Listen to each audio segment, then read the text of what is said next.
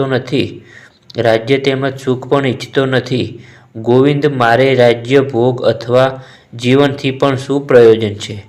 આ અર્થે કાયચિત્તમ નો રાજ્યમ ભોગાઃ સુખાની ચ તે ઇમેવ સ્થિતા યુધે પ્રાણાસ્ત્યક્ત્વા ધનાની ચ. મતલબ, જેને માટે રાજ્ય, ભોગ અને સુખ વગેરે ઈચ્છીએ છીએ તે જ પરિવાર જીવનની આશા છોડીને યુદ્ધના મેદાનમાં ઊભો છે. મને રાજ્યની ઈચ્છા તો હતી, પણ પરિવાર માટે હતી. ભોગ, સુખ અને ધનની પીપાંસા સ્વજનોને પરિવાર સાથે તેને ભોગવવા માટે હતી. પરંતુ જ્યારે બધા પ્રાણોની આશા છોડીને ઊભા છે ત્યારે મને સુખ, રાજ્ય કે ભોગની ઈચ્છા નથી. આ બધું તેમના માટે ગમતું હતું. એમનાથી અલગ થઈને મારે એની કોઈ આવશ્યકતા નથી. જ્યાં સુધી પરિવાર રહેશે ત્યાં સુધી વાસના રહેશે.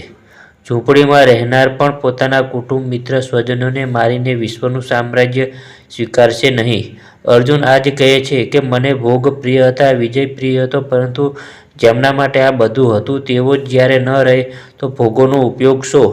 આ યુદ્ધમાં કોને મારવાના છે? આચાર્યઃ પિતરઃ પુત્રાઃ સ્થવેવ ચ પિતામહઃ માતુલઃ શ્વશુરઃ પૌત્રાઃ શ્યાલાઃ સંબંધીનસ્તથા. આ યુદ્ધમાં આચાર્યો, વડીલો, પુત્રો તથા એ જ રીતે દાદા, મામા, શ્વશુર, પૌત્રો, શાળા